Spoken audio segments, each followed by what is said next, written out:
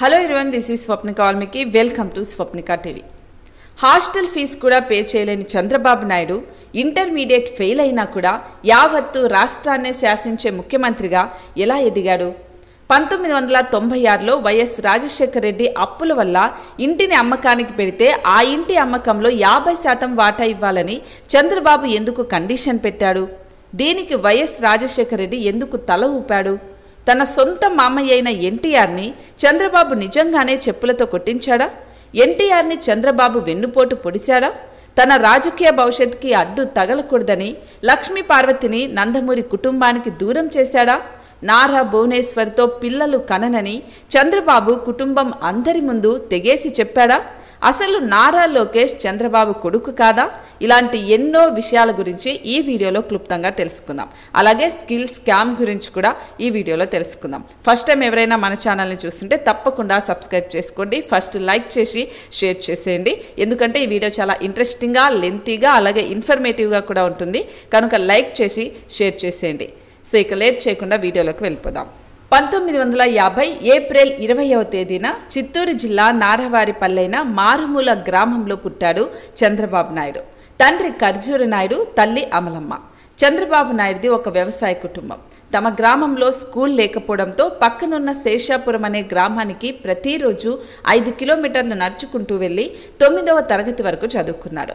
చిన్నప్పటి నుంచే స్నేహితులతో కలిసి ఒక నాయకుడిలా ఒక గ్రూప్ ఫామ్ చేసి స్కూల్లో సమస్యలను పరిష్కరించేవాడు.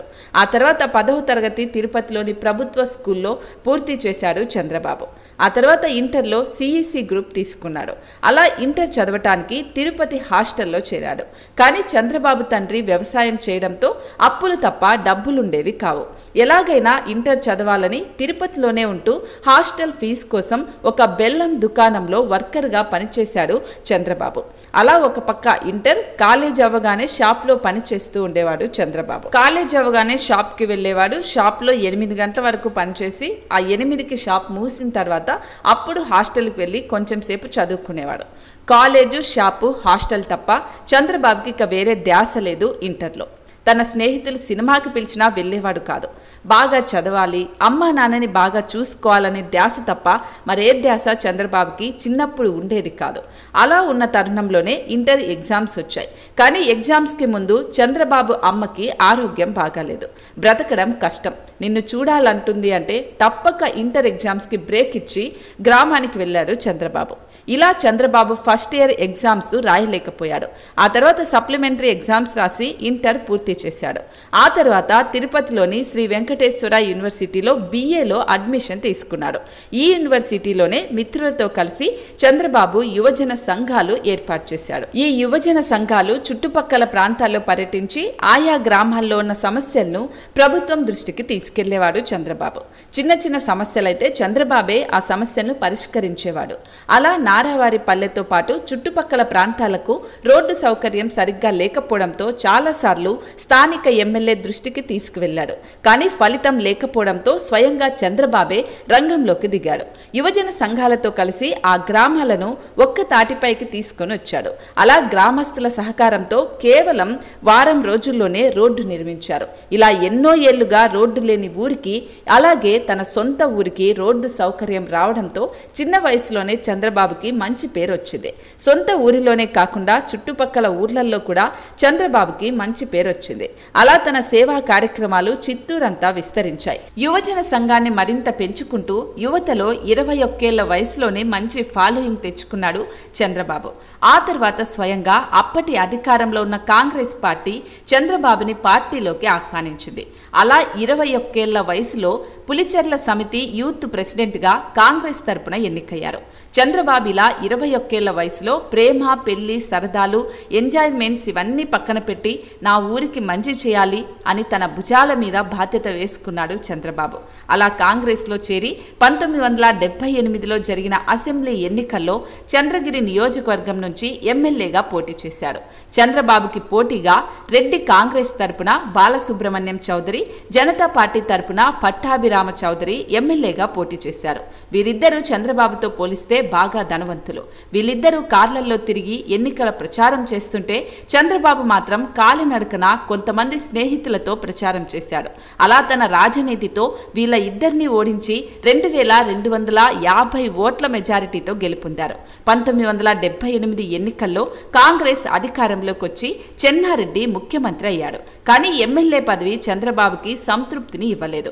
అదే మంత్రి అయితే ఎక్కువ నిధులు తీసుకొచ్చి చంద్రబాబు సొంత నియోజకవర్గాన్ని బాగా అభివృద్ధి చేయొచ్చని అనుకున్నారు. అలా నేరుగా ముఖ్యమంత్రి దగ్గరికెళ్లి మంత్రి పదవి ఇవ్వాలని అడిగాడు చంద్రబాబు. అప్పుడు ముఖ్యమంత్రి చెన్నారెడ్డి ఒక చిన్న నవ్వు నవ్వి, ఇప్పుడే ఎమ్మెల్యే అయ్యావు, అప్పుడే ముఖ్యమంత్రి పదవి ఏంటయ్యా, నీకంటే ముందు నుంచి పార్టీ కోసం పనిచేసే సీనియర్ నాయకులు చాలా మంది ఉన్నారు అని చెప్పాడు. అప్పుడు చంద్రబాబు, నా జిల్లాలోని ఎమ్మెల్యేలంతా నాకే సపోర్ట్ సార్ అని చెప్పారు. అయినా ముఖ్యమంత్రి చెన్నారెడ్డి మాత్రం మంత్రి పదవి ఇవ్వటానికి ఒప్పుకోలేదు. ఆ తర్వాత కాంగ్రెస్ అధిష్టానంలో జరిగిన కొన్ని పరిణామాల వల్ల 1980లో చెన్నారెడ్డిని ముఖ్యమంత్రిగా తొలగించారు. టి అంజయ్యను ముఖ్యమంత్రిగా నియమించారు. ఆ తర్వాత మళ్ళీ టి అంజయ్యని కూడా మంత్రి పదవి అడిగాడు చంద్రబాబు. టి అంజయ్యకి చంద్రబాబు తెలివితేటలు నచ్చి సినిమాటోగ్రఫీ మంత్రిగా నియమించాడు. ఆ తర్వాత నీటిపారుదల శాఖ, రవాణా శాఖ, ఇలా కొన్ని శాఖల్లో మంత్రిగా పనిచేశాడు చంద్రబాబు. టి అంజయ్య తీసుకున్న ఈ నిర్ణయం కాంగ్రెస్లోని సీనియర్ నాయకులకు నచ్చలేదు. చంద్రబాబు ఇలాగే కాంగ్రెస్లో కొనసాగితే ఇక మేము కనుమరుగైతామనే భయం కాంగ్రెస్లో ఉన్న సీనియర్ నాయకుల్లో మొదలైంది. అప్పటి పీసీసీ అధ్యక్షుడితో చేతులు కలిపి పార్టీకి వ్యతిరేకంగా కార్యకలాపాలు చేస్తున్నాడని ఆరోపణలు చేసి పార్టీ నుంచి సస్పెండ్ చేపించారు చంద్రబాబుని సీనియర్ నాయకులు. అప్పుడు చంద్రబాబు నేరుగా ఢిల్లీ వెళ్లి అప్పటి ప్రధానమంత్రి ఇందిరాగాంధీని కలిసి తనపై ఉన్న సస్పెన్షన్ని ఎత్తివేసేలా చేశాడు. అప్పటి రాజకీయాల్లో ఇదొక సంచలనం. కానీ ఇలాగే కాంగ్రెస్ ని నమ్ముకుని ఉంటే తన రాజకీయ భవిష్యత్తుకి ఎప్పటికైనా ప్రమాదమని గ్రహించి తనే సొంతంగా ఒక ప్రాంతీయ పార్టీని స్థాపించాలని అనుకున్నారు. కానీ చంద్రబాబుకి కేవలం చిత్తూరు జిల్లాలో మాత్రమే గుర్తింపు ఉంది. తెలుగు రాష్ట్రాల్లో బాగా గుర్తింపున్న వాళ్లతో పార్టీని స్థాపించాలని అనుకున్నాడు చంద్రబాబు. అలాంటి తరుణంలో చంద్రబాబు నాయుడికి సీనియర్ ఎన్టీఆర్ ఒక దేవుడిలా కనిపించాడు. ఎన్టీఆర్కి కూడా రాజకీయాల మీద ఆసక్తి ఉండటంతో పలుమార్లు ఎన్టీఆర్ని కలిసి పార్టీ గురించి చంద్రబాబు మాట్లాడారు. చిన్న వయసులోనే మంత్రిగా కొనసాగుతున్న చంద్రబాబుని, చంద్రబాబు తెలివితేటల్ని చూసి ఎన్టీఆర్ ఆశ్చర్యపోయాడు. అలా ఎన్టీఆర్ పెద్ద కొడుకు భువనేశ్వర్ని పెళ్లి చేసుకోమని చంద్రబాబుని అడిగారు. ఆ తర్వాత చంద్రబాబు కూడా ఒప్పుకోవడంతో చిత్తూరు జిల్లా అంతా తెలిసేలా చంద్రబాబు భువనేశ్వరి పెళ్లి చేశాడు ఎన్టీఆర్. సో చంద్రబాబు భువనేశ్వరి పెళ్లి గురించి ఇంకా క్లియర్గా తెలియాలి అంటే మన ఛానల్లో ప్రీవియస్ వీడియోలో భువనేశ్వరి గురించి ఒక వీడియో చేశాను. ఆ వీడియో చూడండి. ఎవరైనా చూడాలి అనుకుంటే డిస్క్రిప్షన్లో లింక్ ఇచ్చాను, సో అది క్లిక్ చేసి చూడండి. సో ఇక ఆ తర్వాత 1982 మార్చి 29న తెలుగుదేశం పార్టీని స్థాపించాడు. ఆ తర్వాత చంద్రబాబు కూడా తెలుగుదేశం పార్టీకి వస్తానని చెప్పాడు. దానికి ఎన్టీఆర్, నువ్వు కాంగ్రెస్లో మంచి స్థాయిలో ఉన్నావు కదా, కొత్తగా పెట్టిన పార్టీలోకి వచ్చి నీ రాజకీయ భవిష్యత్ని రిస్క్లో పెట్టుకోకు, ఎన్నికలు వచ్చాక ఈ పార్టీ పరిస్థితి ఏంటో తెలుస్తుంది, అప్పటి వరకు వెయిట్ చేయని చెప్పాడు. అలా 1983 అసెంబ్లీ ఎన్నికల్లో 202 సీట్లు గెలిచి రికార్డులు తిరగరాసింది టీడీపీ పార్టీ. అలా టీడీపీ అభ్యర్థి చేతిలో చంద్రబాబు కూడా 1983లో చిత్తుగా ఓడిపోయాడు. అలా 1983లో నందమూరి తారక రామారావు ముఖ్యమంత్రిగా ఎన్నికయ్యారు. ఆ తర్వాత చంద్రబాబు రాజకీయాలకి దూరమయ్యాడు. ఆ తర్వాత తిరుపతిలో ఒక జ్యూస్ ఫ్యాక్టరీని స్థాపించి వ్యాపారాన్ని మొదలుపెట్టాడు చంద్రబాబు. అలా ఒక సంవత్సరం గడిచిన తర్వాత ఎన్టీఆర్కి గుండె ఆపరేషన్ జరిగింది. అమెరికాకు వెళ్లాల్సి వచ్చింది. అప్పుడు తాత్కాలిక ముఖ్యమంత్రిగా నాదెండ్ల భాస్కర్ రావుని నియమించారు ఎన్టీఆర్. ఇదే మంచి అవకాశంగా భావించిన నాదెండ్ల భాస్కర్ రావు టీడీపీ ఎమ్మెల్యేలను తన వైపు తిప్పుకొని వాళ్లకు డబ్బు ఆశ చూపాడు. అప్పటి గవర్నర్ అయిన రామ్లాల్ని కలిసి ముఖ్యమంత్రిగా ఎన్టీఆర్కి తగిన అర్హత లేదని, సినిమా అనుభవం తప్ప రాజకీయ అనుభవం లేదని, ఎన్టీఆర్ మీద ఉన్నవి లేనివి చెప్పి టీడీపీ ఎమ్మెల్యేలంతా తనకే మద్దతిస్తున్నారని గవర్నర్కి లేఖ రాశాడు. అప్పుడు గవర్నర్ 30 రోజుల్లోగా నీ మెజారిటీ నిరూపించుకోవాలని నాదెండ్లకు తెలిపాడు. ఈ విషయం తెలుసుకున్న ఎన్టీఆర్ హుటాహుటిన ఆంధ్రప్రదేశ్కి తిరిగొచ్చాడు. ఏం చేయాలో తెలియక హైదరాబాద్కి చంద్రబాబుని రమ్మని కబురు పంపాడు. వెంటనే హైదరాబాద్ హైదరాబాద్కు వచ్చిన చంద్రబాబు నాయుడు ఇదంతా ఇందిరాగాంధీ వెనుకుండి నడిపిస్తుందని, ఇదంతా కాంగ్రెస్ కుట్ర అని, ఎన్టీఆర్ని రాజీనామా చేయమని, వెంటనే మధ్యంతర ఎన్నికలకు వెళ్లమని సలహా ఇచ్చాడు చంద్రబాబు. అలా చంద్రబాబు సలహా మేరకు ఎన్టీఆర్ తన ముఖ్యమంత్రి పదవికి రాజీనామా చేశాడు. 1985లో మధ్యంతర ఎన్నికలు వచ్చాయి. ఈ మధ్యంతర ఎన్నికల్లో ఎవ్వరూ ఊహించని విధంగా 108 సీట్లు గెలిచి టీడీపీ మళ్లీ అధికారంలోకి వచ్చింది. దాంతో ఎన్టీఆర్ ముఖ్యమంత్రి అయ్యాడు. ఆ తర్వాత చంద్రబాబు రాజకీయ చాణక్యుడు అనుకుని టీడీపీ ప్రధాన కార్యదర్శిగా బాధ్యతలిచ్చాడు ఎన్టీఆర్. అలా చంద్రబాబు రాష్ట్రం నలుమూలల పర్యటించి పార్టీ స్థితిగతులను తెలుసుకున్నాడు. కానీ సీనియర్ ఎన్టీఆర్ కొన్ని సమయాల్లో పార్టీలో ఉన్న ఎమ్మెల్యేల సలహాలు తీసుకోకుండా నియంతలా ప్రవర్తించేవాడు. ఇది పార్టీలోని మిగతా ఎమ్మెల్యేలకు నచ్చేది కాదు. దీనికి తోడు 1985లో ఎన్టీఆర్ భార్య బసవతారకం అనారోగ్యంతో చనిపోయింది. అప్పుడు లక్ష్మీ పార్వతి ఎన్టీఆర్ జీవితంలోకి అడుగుపెట్టింది. 62 ఏళ్ల వయసులో ఉన్న ఎన్టీఆర్ గారు 30 ఏళ్ల వయసులో ఉన్న లక్ష్మీ పార్వతి ఏం చెప్పినా వినేవారు. ఈ విషయం గమనించిన చంద్రబాబు ఇన్నాళ్లు కష్టపడి పార్టీని నిర్మిస్తే ఇప్పుడు లక్ష్మీ పార్వతి వచ్చి పెత్తనం చెలాయించడం భరించలేకపోయాడు. లక్ష్మీ పార్వతి పెత్తనం పార్టీలోని మిగతా ఎమ్మెల్యే ఎంపీలకు కూడా నచ్చేది కాదు. ఇలా లోపల జరిగే కుట్రలు కుతంత్రాల వల్లే 1989లో జరిగిన ఎన్నికల్లో తెలుగుదేశం పార్టీ కాంగ్రెస్ చేతిలో ఘోరంగా ఓడిపోయింది. కానీ చంద్రబాబు మాత్రం 70,000 మెజారిటీతో ఎమ్మెల్యేగా గెలుపొందారు. ఇదే సమయంలో ఎన్టీఆర్ గారు టీడీపీ పార్టీ ప్రతిపక్షంగా మాత్రమే ఉండిపోయింది. అలా కొంతమంది కాంగ్రెస్ నాయకులు అసెంబ్లీ సాక్షిగా ఎన్టీఆర్ని అవమానించారు. ఎన్టీఆర్ ఆ అవమానాన్ని భరించలేక మళ్లీ సీఎం అయ్యేదాకా అసెంబ్లీలో అడుగు పెట్టనని శపథం చేసి బయటకొచ్చేశారు. ఇదే అదునుగా కాంగ్రెస్ నాయకులు చంద్రబాబు మీద విమర్శలు చేయటం, టీడీపీ పార్టీని హేళన చేయటం మొదలుపెట్టారు. అలా ప్రతిపక్ష నాయకుడిగా చంద్రబాబు పేరు ఎక్కువగా వినిపించింది. అలా టీడీపీలో ఎమ్మెల్యేలు కార్యకర్తలు కూడా చంద్రబాబు ప్రధాన ప్రతిపక్షంలా ఉండాలని కోరారు. ఇక ఎన్టీఆర్ కూడా చంద్రబాబును టీడీపీ ప్రధాన ప్రతిపక్ష నాయకుడిగా నియమించాడు. కానీ ఎన్టీఆర్ గారు 1993లో లక్ష్మీ పార్వతిని చట్టబద్ధంగా పెళ్లి చేసుకున్నాడు. అప్పుడు పరిస్థితి పూర్తిగా మారిపోయింది. 1984లో అసెంబ్లీ ఎన్నికల్లో ఎవరెవరికి ఎమ్మెల్యే టికెట్లు ఇవ్వాలో తానే నిర్ణయిస్తానని చెప్పడంతో చంద్రబాబు జీర్ణించుకోలేకపోయాడు. నందమూరి కుటుంబానికి కూడా లక్ష్మీ పార్వతి పెత్తనం నచ్చలేదు. నిన్న కాక మొన్నొచ్చి ఈ బోడిలింగం పెత్తనం ఏంటి అని ఎన్టీఆర్ని కూడా కొడుకులు కోడళ్లు అడిగేవారు. కానీ ఎన్టీఆర్ కూడా లక్ష్మీ పార్వతికే సపోర్ట్ చేయడంతో ఇక చేసేదేమీ లేక సైలెంట్ అయ్యారు అందరూ. కుటుంబానికి దూరమయ్యాడు ఎన్టీఆర్. చంద్రబాబు కూడా అంటున్నట్టు ఉన్నాడు పార్టీలో, అలాగే కుటుంబంలో. అయినా కూడా 1994 ఎన్నికల్లో టీడీపీ 206 సీట్లు గెలిచి భారీ మెజారిటీతో మళ్లీ అధికారంలోకి వచ్చింది. అలా మళ్లీ ఎన్టీఆర్ ముఖ్యమంత్రి అయ్యాడు. చంద్రబాబుని రెవెన్యూ శాఖ మంత్రిగా నియమించాడు. అయితే ఈ 1994 అసెంబ్లీ ఎన్నికల్లో కీలక పాత్ర పోషించిన మీరు ఇంకా మంత్రిగానే ఉండటమేంటి? మీరిలాగే ఉంటే ఆ లక్ష్మీ పార్వతి మా నెత్తిన కూర్చుంటుంది అని చంద్రబాబుని రెచ్చగొట్టారు కొంతమంది టీడీపీ ఎమ్మెల్యేలు, కార్యకర్తలు. దీనికి తోడు చంద్రబాబుని పార్టీ నుంచి శాశ్వతంగా తొలగించడానికి ప్రణాళికలు చేస్తుందని తెలుసుకున్న చంద్రబాబు లక్ష్మీ పార్వతిని టీడీపీలో లేకుండా చేయడానికి పావులు కదిపాడు. అలా 1995 సెప్టెంబర్ 1వ తేదీన టీడీపీకి చెందిన 160 మంది ఎమ్మెల్యేలను తీసుకొని హైదరాబాద్లోని వైస్రాయ్ హోటల్లో చంద్రబాబు బస చేశారు. ఈ 160 మంది ఎమ్మెల్యేలు చంద్రబాబు ముఖ్యమంత్రి కావాలని కోరుకుంటున్నట్లు సంతకాలు తీసుకుని గవర్నర్కి లేఖ రాశాడు. ఈ విషయం తెలుసుకున్న ఎన్టీఆర్ పట్టరాని కోపంతో వైస్రాయ్ హోటల్కి చేరుకున్నారు. మీడియా ముందుకొచ్చి చంద్రబాబు మీద నోటికొచ్చిన మాటలు మాట్లాడారు. అది తట్టుకోలేని టీడీపీ ఎమ్మెల్యేలు, కార్యకర్తలు ఎన్టీఆర్పై చెప్పులు విసిరారు.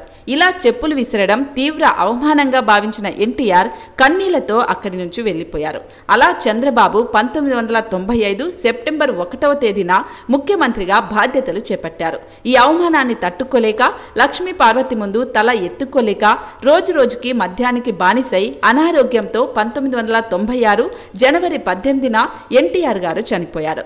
ఇలా ఎన్టీఆర్ చనిపోవడంతో చంద్రబాబు వెన్నుపోటు పొడవటం వల్లే ఎన్టీఆర్ చనిపోయాడని ప్రతిపక్షాలు ఆ రోజు నుంచి ఈ రోజు వరకు ఆరోపిస్తూనే ఉంటారు. కానీ ఇవేమీ చంద్రబాబు పట్టించుకోలేదు. రాష్ట్రాన్ని అభివృద్ధి చేయడంపైనే దృష్టి పెట్టాడు. అమెరికా, వేరే విదేశాలకు వెళ్లి ఆంధ్రప్రదేశ్లో పెట్టుబడులు పెట్టే విధంగా అక్కడ కంపెనీలతో మాట్లాడేవాడు. అలా మైక్రోసాఫ్ట్ అధినేత బిల్ గేట్స్ని తన 2వ ఆఫీస్ హైదరాబాద్లో ప్రారంభించేలా చేశాడు. అలా అప్పుడు ఇండియాలోనే దీని గురించి పెద్ద చర్చ నడిచింది. అలా మైక్రోసాఫ్ట్ ఆఫీస్ కోసం స్థాపించిందే ఇప్పుడు మనం నిత్యం చూస్తున్న సైబా టవర్స్. ఆ తర్వాత ఎన్నో ఐటీ కంపెనీలు పెట్టుబడి పెట్టడానికి హైదరాబాద్ వచ్చారు. అలా అటవీ ప్రాంతంలో ఉన్న భూమిని హైటెక్ సిటీగా మార్చాడు చంద్రబాబు. ఇప్పుడు దేశంలోనే నెంబర్ 1గా, ప్రపంచంలోనే 6వ స్థానంలో మన హైదరాబాద్ ఉందంటే అది ఖచ్చితంగా చంద్రబాబు వల్లే అనటంలో ఎలాంటి సందేహం లేదు. భవిష్యత్తుని దృష్టిలో పెట్టుకుని 32 ఇంజనీరింగ్ కాలేజీలున్న ఆంధ్ర రాష్ట్రాన్ని 350కి మార్చాడు చంద్రబాబు. పేద విద్యార్థులు కూడా ఇంజనీరింగ్లో రాణించాలని ఫీజు రియంబర్స్మెంట్ని ప్రవేశపెట్టారు. అందరూ వైఎస్ఆర్ ఫీజు రియంబర్స్మెంట్ ప్రవేశపెట్టారని అనుకుంటారు. కానీ నిజానికి చంద్రబాబు ప్రవేశపెట్టిన ఫీజు రియంబర్స్మెంట్ని వైఎస్ఆర్ అధికారంలోకి వచ్చాక అమలు చేశాడు అంతే. అలాగే ఐటీ రంగంపైనే ఎక్కువ నిధులు కేటాయిస్తూ ఐటీ రంగం అభివృద్ధికే ఎక్కువ సమయం కేటాయించాడు చంద్రబాబు. ఇదే అదునుగా భావించిన వైఎస్ఆర్ వ్యవసాయ రంగాన్ని నిర్లక్ష్యం చేస్తున్నాడని కాంగ్రెస్ నుంచి వైఎస్ఆర్ విమర్శించేవాడు ఎప్పుడు. అంతేకాకుండా వైఎస్ఆర్ పాదయాత్ర చేస్తూ తమ ప్రభుత్వం అధికారంలోకి వస్తే రైతులకు 24 గంటల విద్యుత్ ఇస్తానని వరాల జల్లులు కురిపించాడు. అలా 2004లో జరిగిన ఎన్నికల్లో టీడీపీ కాంగ్రెస్ చేతిలో ఘోర పరాజయం చూసింది. 2009లో కూడా వైఎస్ఆర్ ముఖ్యమంత్రి అయ్యాడు. కానీ 2009 సెప్టెంబర్ 2వ తేదీన హెలికాప్టర్ ప్రమాదంలో వైఎస్ఆర్ చనిపోయాడు. ఆ తర్వాత కేసీఆర్ తెలంగాణ ఉద్యమాన్ని మరింత ఉధృతం చేశాడు. అలా 2014 జూన్ 2వ తేదీన ప్రత్యేక తెలంగాణ సాధించుకున్నాడు కేసీఆర్. ఆ తర్వాత జరిగింది మీకు తెలిసిందే. కట్ చేస్తే 1992లో చంద్రబాబు నాయుడు సీఎంగా ఉన్నప్పుడు వైఎస్ రాజశేఖర రెడ్డికి అప్పులు ఎక్కువగా ఉండటంతో తన ఇల్లు అమ్మకానికి పెట్టాడు. కానీ పేదల భూమి కబ్జా చేసి వైఎస్ఆర్ ఇల్లు కట్టారని, ఆ ఇల్లు ఆ స్థలం మీద ప్రభుత్వానికే హక్కులు ఉన్నాయని ఆధారాలతో సహా బయటపెట్టాడు చంద్రబాబు. కానీ అప్పటికే అప్పులతో సతమతమవుతున్న వైఎస్ఆర్ పరిస్థితి చూసి ఆ ఇల్లు అమ్మగా వచ్చిన డబ్బులో 50% ప్రభుత్వానికి ఇవ్వాలని, మిగతా 50% మీరు తీసుకోవాలని వైఎస్ఆర్కి చెప్పాడు చంద్రబాబు. అప్పటి నుంచి స్నేహితులుగా ఉన్న వైఎస్ఆర్ చంద్రబాబు బద్ధ శత్రువులు అయ్యారు. ఇప్పటికే అది కొనసాగుతూనే ఉంది. రాష్ట్రం విడిపోయాక అమరావతి అద్భుతంగా తీర్చిదిద్దాలని రూపురేఖలు వేసుకున్న చంద్రబాబు కలలను ఆంధ్ర రాష్ట్రాన్ని జగన్ అధికారంలోకి వచ్చాక నాశనం చేశాడని చెప్పాలి. నిజానికి చంద్రబాబు ఎన్టీఆర్ని వెన్నుపోటు పొడిచాడు అనటం అవాస్తవం. నిజానికి 62 వయసులో ఆడదాని కోసం కుటుంబాన్ని, పదవిని, కుటుంబ పరువుని, ఆఖరికి కూతుర్లు, కొడుకులు, కోడళ్ళు, పార్టీ కోసం పిచ్చోడిలా పనిచేసిన చంద్రబాబుని మోసం చేసింది ఎన్టీఆర్ అనే చెప్పాలి. ఆ మహానుభావుడు చనిపోయాడు కనుక అతని గురించి ఎక్కువగా మాట్లాడటం కరెక్ట్ కాదు. కానీ వెన్నుపోటు పొడిచింది లక్ష్మీ పార్వతి ఎన్టీఆర్ అనే చెప్పాలి. చెప్పులతో కొట్టించింది చంద్రబాబు అన్నారు. ఇది కూడా ప్రతిపక్షాలు రాజకీయాల కోసం తప్ప చంద్రబాబు చెప్పులు వేపించలేదు అనేది క్లియర్గా వీడియోలో చూస్తే తెలుస్తుంది. సో అలాగే చంద్రబాబుని నోటికొచ్చినట్లు తిడితే కార్యకర్తలు భరించలేక వాళ్లే చెప్పుతో కొట్టారు. దీనికి చంద్రబాబుకి సంబంధం లేదు. రాజకీయాలే వద్దని వ్యాపారం చేసుకుంటున్న చంద్రబాబుని రాజకీయ లబ్ధి కోసం, పార్టీని నిలబెట్టుకోవడం కోసం ఎన్టీఆర్ఏ చంద్రబాబుని మళ్లీ పిలిచి పదవిచ్చాడు. ఇది ఆంధ్ర ప్రజలు గుర్తించుకోవాలి.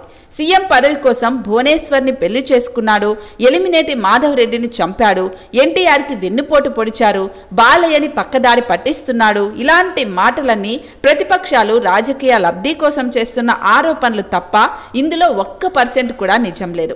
ఇప్పుడు నేను చెప్పిన మాటలే ఈ వీడియోనే సాక్ష్యం. అలాగే చంద్రబాబు వైఎస్ఆర్ కాలేజ్ ఫ్రెండ్స్ అని, చంద్రబాబుకి ఇప్పటికీ బెస్ట్ ఫ్రెండ్ ఎవరంటే వైఎస్ఆర్ అనే చెప్తాడు.